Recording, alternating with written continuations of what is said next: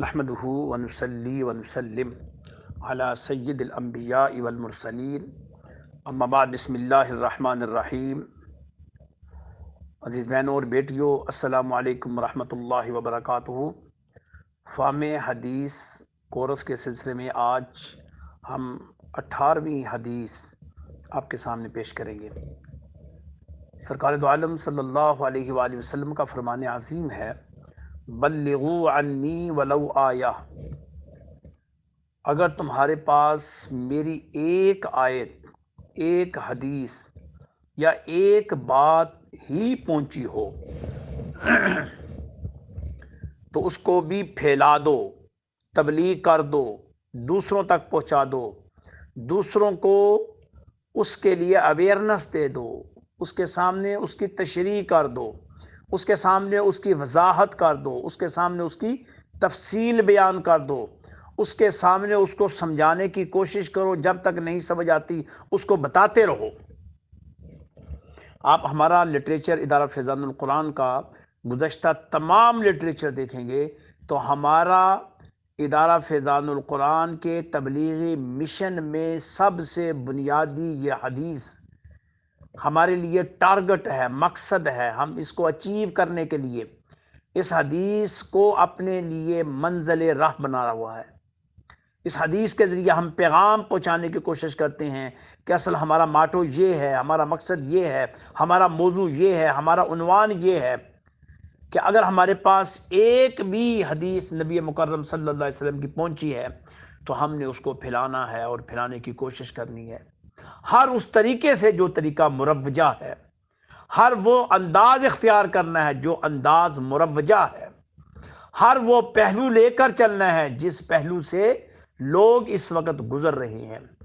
پہلے دور میں اگر لکھ کر یہ کام ہوتا تھا تو انہوں نے لکھ کر یہ کام کیا، انہوں نے حق ادا کیا، قلم دوات کے ذریعے حق ادا کیا، پھر پینسلیں، پھر بال پوائنٹ، پھر دیگر چیزیں آتی گئی۔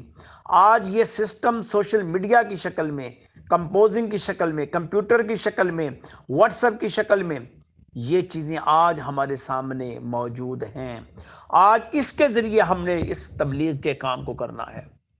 سوشل میڈیا کے اوپر ہم سینکڑوں گفتگو کرتے ہیں، ہم مختلف ٹک ٹاک، ہم مختلف انداز سے فیس بک، ہم مختلف انداز سے یوٹیوب دیکھتے بھی ہیں، سنتے بھی ہیں، ان کے شیئر لنک جو ہیں وہ آگے فارورڈ بھی کرتے ہیں، مزاحیہ لطیفے فارورڈ کرتے ہیں، مزاحیہ پوسٹیں فارورڈ کرتے ہیں، خود بھی کہہ کے لگاتے ہیں، دوسروں کو بھی کہہ کے لگواتے ہیں۔ کیا آپ یہ سمجھ سکتے ہیں کہ یہ جو عمل آپ کر رہے ہیں، کیا اس عمل کا آپ کو ثواب ملے گا؟ نیکی پھیلانے کا ثواب ہے اور برائی کو پھیلانے کا گناہ ہے۔ آج پوری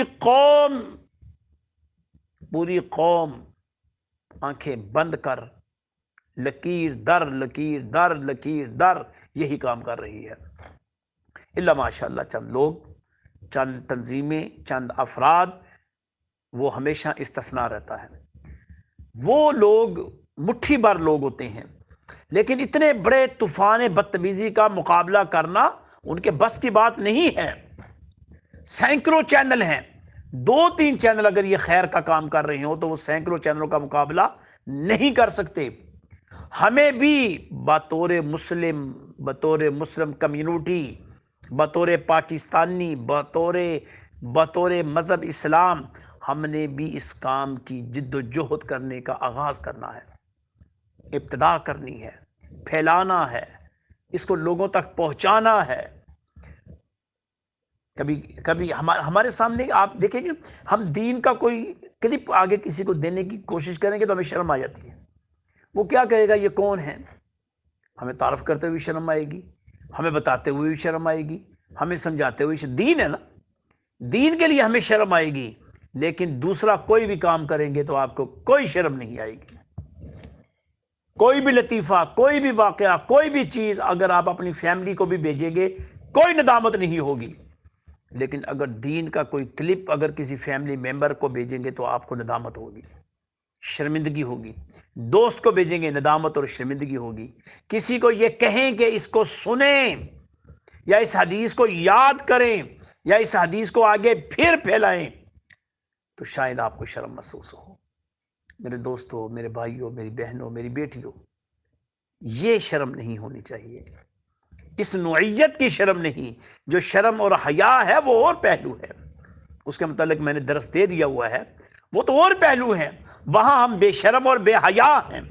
اور دین کے پہلو میں جہاں واقعی غیرت، شرم اور حیا کا دائرہ موجود ہے، دین تو بذات خود شرم سکھاتا ہے، حیا سکھاتا ہے اور خیر سکھاتا ہے۔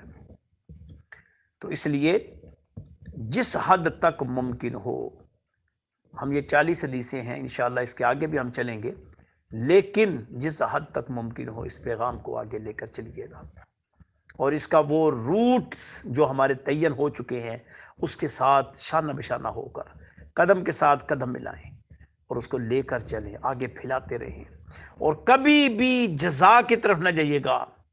جن کاموں کی جزا اللہ اس کے رسول کے پاس ہے، یقیناً وہ جزا آپ کو ملے گی۔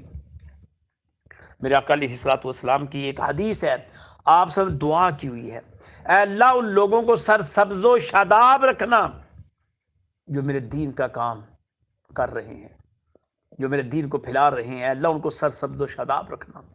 آپ کے لیے تو دعا ہے سرسبز اور شاداب رہنے کی، آپ کے لیے تو دعا ہے دائمی جوان رہنے کی، آپ کے لیے دعا ہے دائمی پھلدار رہنے کی۔ آپ اس دعا کو قبولیت کے مقام پر لے کر جائیں اور دین کا کام اپنے حصے کا کم سے کم کرتے رہیں۔ اللہ تعالیٰ سے یہ دعا، اور یہ بالکل نہ کہیں کہ ہمارے پاس یوٹیوب کا پیکج نہیں، فیس بک کا پیکج نہیں، آپ کے پاس سب کچھ ہے، آپ کے پاس صرف اور صرف یہ حربے والی باتیں کرتے ہیں، یہ وسوسوں والی باتیں کرتے ہیں۔ آپ کے پاس بالکل اویئرنس ہے کیا کرنا ہے، آپ جان بوجھ کر یہ کام نہیں کرتے، شیطان روکتا ہے، جو شیطانی قوتیں ہیں وہ روکتی ہیں کہ اس کام کو مت پھیلاؤ، اس کو رہنے دو، یوں کا تو ہی رہنے دو۔ لیکن کیا سمجھتے ہیں کہ کسی کے کہنے سے، یعنی شیطان کے کہنے سے، اس کے وسوسوں سے، صدیوں سے اگر یہ تسلسل جاری ہے تو انشاءاللہ قیامت تک یہ سلسلہ جاری رہے گا۔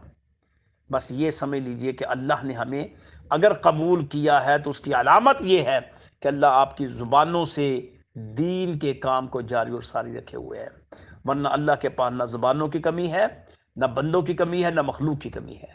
اگر مخلوقات میں سے آپ کے ذمہ یہ کام لگا دیا ہے، آپ تک یہ کام پہنچ گیا ہے، تو سمجھ لیں کہ اللہ کریم نے آپ کو پسند کر لیا ہے۔ کئی ایسے بد نصیب ہیں کہ ان کی تعلیمیں بھی ہیں، کئی ایسے بد نصیب ہیں کہ ان کا سرمایہ بھی ہے، کئی ایسے بد نصیب ہیں کہ ان کی جوانیاں بھی ہیں، کئی ایسے بد نصیب ہیں کہ ان کے پاس ٹائم بھی ہے، لیکن وہ آوارہ گردی میں، فضول خرچی میں، عیاشی میں اور اپنی جوانی کو ضائع کر رہے ہیں۔ آؤ ان کیفیات اور ان نوعیات کو اپنے پاس محفوظ کر لیں۔ یہ دنیا منزل نہیں ہے، منزل نہیں ہے، یہ گزرگاہ ہے۔ منزل آخرت ہے جہاں ہم سب نے پہنچنا ہے۔ اس سے پہلے ایک ہی اشارہ کافی ہے، ہزاروں سال سے یہ کائنات وجود میں ہے، ہزاروں لاکھوں افراد کو ہم نے اس دنیا سے جاتے ہوئے دیکھا ہوا ہے، ہمارے سامنے ہمارے آباء و اجداد دنیا سے رخصت ہو چکے ہیں، تو کیا ہم رہ جائیں گے؟ اگر ان کے جانے سے نظام کائنات میں فرق نہیں پڑا تو ہمارے جانے سے بھی نظام کائنات میں فرق نہیں پڑے گا۔ اپنے حصے کا کام کرو میری بیٹیوں، بیٹو، اپنے حصوں کا کام کرو، اپنے حصے کا کام ضرور کرنا، چاہے 10 منٹ ہی روز کے کیوں نہ ہو، 5 منٹ ہی کیوں نہ ہو، اپنے حصے کا کام کر کے جائیے گا، کم سے کم اللہ کی بارگاہ میں سرخطو ہو سکے، حضور علیہ الصلوۃ والسلام کے سامنے شرمندگی سے تو بچ سکے۔ اللہ سے دعا ہے کہ اللہ پاک سمجھنے کی توفیق عطا فرمائے، آمین۔ وآخر دعوانا ان الحمدللہ رب العالمین، صلی اللہ علی حبیبہ محمد وآلہ وسلم۔